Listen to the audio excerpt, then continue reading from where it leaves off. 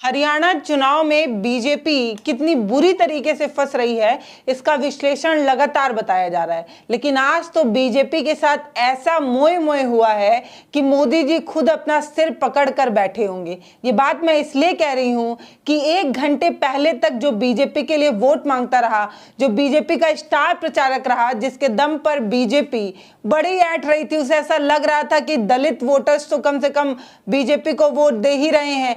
सैलजा और अशोक तावर का नाम ले लेकर बीजेपी जीतने के जद्दोजहद में थी। ये कह रही थी कि कांग्रेस कहां दलितों का साथ देती है, दलितों के लिए कहां कांग्रेस कुछ कर रही है। इतना कुछ तो कह रही थी बीजेपी लगातार। मोदी जी 3 रैली किए हरियाणा में और तीनों में सैलजा का नाम मोदी जी ने लिया और बताया दलितों को साधते हुए कैसे बीजेपी इतराती नजर आ रही थी, मोदी जी बोलते नजर आ रहे थे। और वो शख्स जिसका दलित वोटर्स बड़े मतलब ये माना जाता है कि अशोक तावर एक ऐसे नेता हैं, दलित बड़े नेता हैं, जिनका एक बड़ा वोट बैंक जो है वो दलित वोटर्स का है। और इन्हीं के दम पर बीजेपी को ऐसा लग रहा था कि दलित तो इनके साथ होंगे ही। लेकिन भाई साहब 1 बजे तक अशोक तावरकर बीजेपी की रैली में बीजेपी के लिए वोट मांगते हैं और ठीक 2 बजे राहुल गांधी के सामने जाते हैं, कांग्रेस का पट्टा धारण करते हैं और कांग्रेसी बन जाते हैं।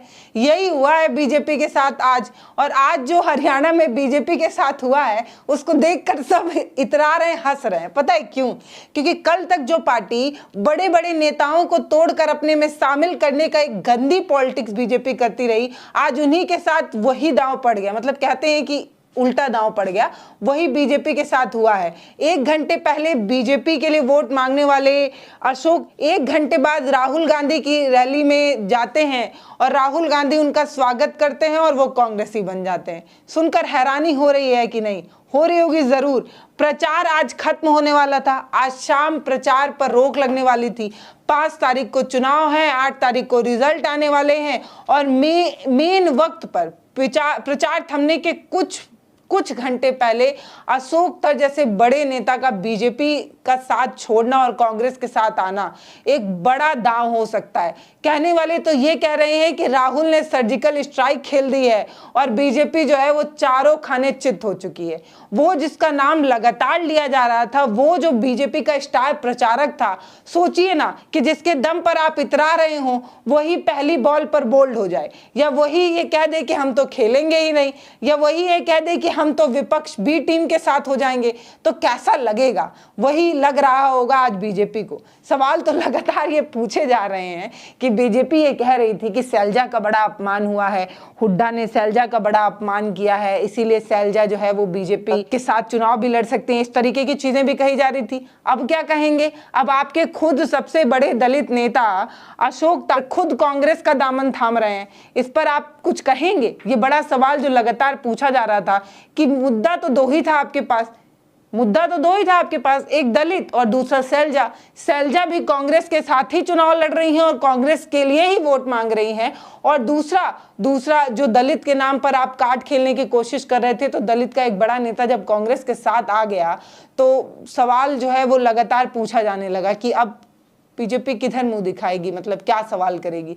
और ये एक बड़ा दांव, एक बड़ा चाल जो बीजेपी की मतलब नेगेटिव पड़ता रहा, इस पर लोग सवाल कर रहे हैं। लोग सवाल ये भी कर रहे हैं कि ऐसे अशोक तावरकर जैसे नेता को बीजेपी छोड़कर कांग्रेस में आए हैं, उनका स्वागत करना चाहिए भी कि नहीं, क्योंकि 1 घंटे पहले तक वो बीजेपी के लिए वोट मांग रहे थे, 1 घंटे पहले तक वो बीजेपी के लिए सब कुछ कह रहे थे और कांग्रेस की बुराई कर रहे थे, और आज कांग्रेस का दामन थाम रहे हैं और कांग्रेस खुली आंखों से उनका स्वागत करी। ऐसा क्यों?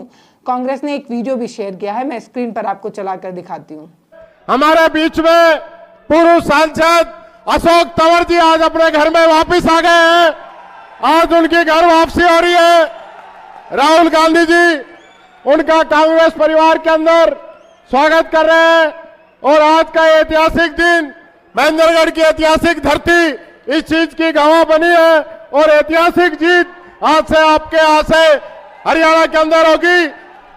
कांग्रेस आ रही है, बीजेपी जा रही है। ये वीडियो कांग्रेस ने शेयर किया। उसने लिखा कि कांग्रेस ने लगातार शोषित वंचितों के हक की आवाज उठाई है और संविधान की रक्षा के लिए पूरी ईमानदारी से लड़ाई लड़ी है। हमारे इस संघर्ष और समर्पण से प्रभावित होकर आज बीजेपी के वरिष्ठ नेता पूर्व सांसद, हरियाणा में बीजेपी कैंपेन कमेटी के संसद और स्टार प्रचारक श्री अशोक तावर कांग्रेस में शामिल हुए। समझ रहे हैं आप, बड़े नेता भी कहा जा रहा है, वरिष्ठ नेता, पूर्व सांसद, हरियाणा के जो कैंपेन कमेटी है उसमें जो स्टार प्रचारक हैं वही खुद जो है वो बीजेपी में शामिल हुए। उसके बाद वो लिखते हैं, दलितों के हक की लड़ाई के लिए आपके आने से और मजबूती मिलेगी। कि कहने वाले लोग तो ये भी कह रहे हैं कि ये खुद चुनाव हारने वाले थे, इनको पता है कि कांग्रेस की लहर है और बहती गंगा में हाथ धोने अशोक तावरकर जैसे नेता चले आए हैं, लोग कह रहे हैं। ट्वीट में आगे लिखा है कि कांग्रेस परिवार में उनका पुनः स्वागत है, भविष्य के लिए शुभकामनाएं। इस तरीके का कमेंट जो है वो कांग्रेस करती है और वीडियो जो है वो शेयर करती है। एक और कमेंट पढ़ती है, इसमें लिखा है, हरियाणा ब्रेकिंग, भाजपा के सबसे बड़े दलित नेता अशोक तावरकर ने भाजपा को छोड़कर कांग्रेस में वापसी कर ली है।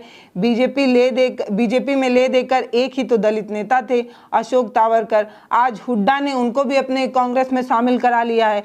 बीजेपी तो अपना आधा चुनाव शैलजा के नाम पर लड़ रही थी और आधा चुनाव अशोक तावरकर के नाम पर। कांग्रेस पार्टी हरियाणा में कहीं से भी असर छोड़ना नहीं चाहती। इसके बाद इस तरीके की चीजें लिखी जा रही है। मतलब इस ट्वीट में भी ये साफ कहा जा रहा है कि बीजेपी के पास कोई मुद्दा हरियाणा में था नहीं, ले देकर दलित के नाम पर वो वोट मांग रही थी, दलित जो है वो कांग्रेस का अपमान करती है, इस तरीके की बात कह रही थी। लेकिन खुद के बड़े दलित नेता जो है वो अब कांग्रेस में शामिल हो गए हैं, अब कोई कुछ कह नहीं रहा है, सबके मुंह जो है वो सिल गए हैं, वोट जो है वो सिल गए हैं। एक और ट्वीट है जिसमें ये कहा, एक दो तस्वीर दिखाई गई और ये बताया गया, अशोक तावरकर 1 बजे जो है वो बीजेपी की रैली में बीजेपी के लिए वोट मांग रहे हैं, हाथ उठाए, और ठीक 1 घंटे बाद अशोक तावरकर 2 बजे जो है वो कांग्रेस में शामिल हो जाते हैं। इस तरीके का ट्वीट जो है वो लगातार दिखाकर लोग जो है वो अशोक तावरकर का भी मजाक बना रहे हैं, कुछ लोग सवाल भी कर रहे हैं और कुछ लोग कह रहे हैं कि बीजेपी को तो बड़का वाला करंट लग गया, मतलब 36 वोल्ट वाला। हरियाणा में कांग्रेस के अध्यक्ष रह चुके अशोक तावरकर 2019 में पार्टी से इस्तीफा देते हैं। उसके बाद 2021 में वो तृणमूल कांग्रेस में शामिल होते हैं। अप्रैल 2022 में वो आम आदमी पार्टी में चले जाते हैं। फिर इसी साल की शुरुआत में वो भारतीय जनता पार्टी बीजेपी में शामिल हो जाते हैं, यानी कि 2022 में। उसके बाद वो कांग्रेस के साथ फिर कभी नहीं आते हैं, लेकिन आज अचानक से उनकी तस्वीर जो है वो सामने आती है और वो जो है वो कांग्रेस में शामिल होते नजर आते हैं। अशोक तावरकर पर बीजेपी ने इतना यकीन किया था कि उनको सांसदी का चुनाव तक लड़ाया था। उसके बाद भी वो सांसदी का चुनाव जब हार जाते हैं, इसके बाद भी उनका वजूद कम नहीं हुआ था, उनके बाद भी उनको स्टार प्रचारक तक बनाया गया।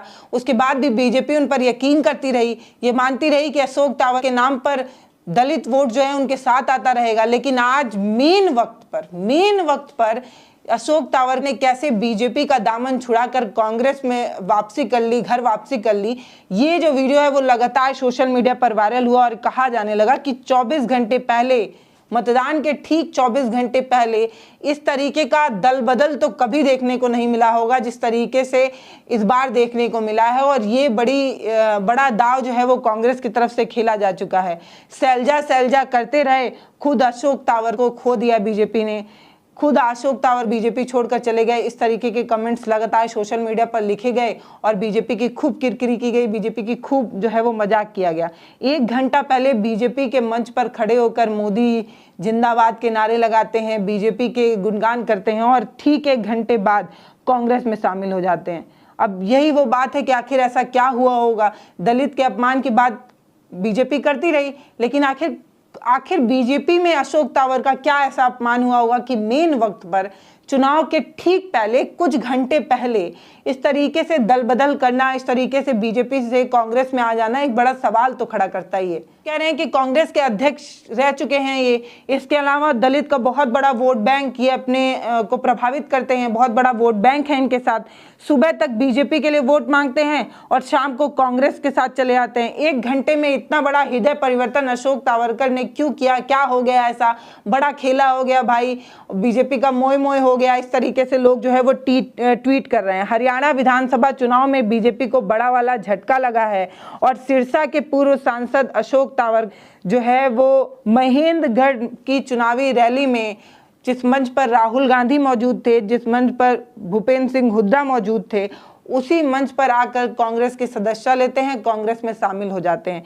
इनकी ये बात कही जाती है कि इनका भूपेंद्र सिंह हुड्डा के साथ कुछ अनबन चल रहा था, उनके साथ कुछ मनमुटाव था, जिसकी वजह से इन्होंने कांग्रेस छोड़ा था। हालांकि ये खाटी कांग्रेसी बताए जाते हैं, मतलब कांग्रेसी हैं ये, लेकिन तब भी इनका भूपेंद्र सिंह हुड्डा से कुछ अनबन था, इसकी वजह से इन्होंने कांग्रेस छोड़ा था। और आज उसी मंच पर भूपेंद्र सिंह हुड्डा के सामने इन्होंने फिर से कांग्रेस ज्वाइन की।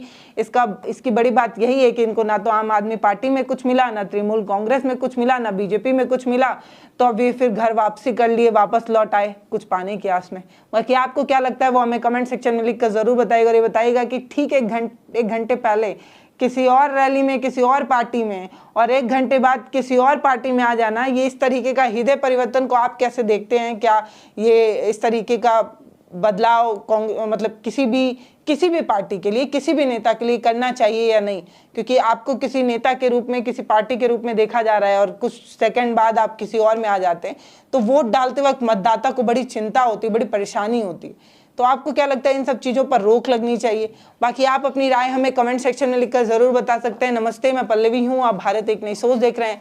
अगर आप ये वीडियो फेसबुक पर देख रहे हैं तो हमें फॉलो कर लीजिए, यूट्यूब पर देख रहे हैं तो सब्सक्राइब कर लीजिए, वीडियो को शेयर ज़रूर करिए। बहुत बहुत धन्यवाद।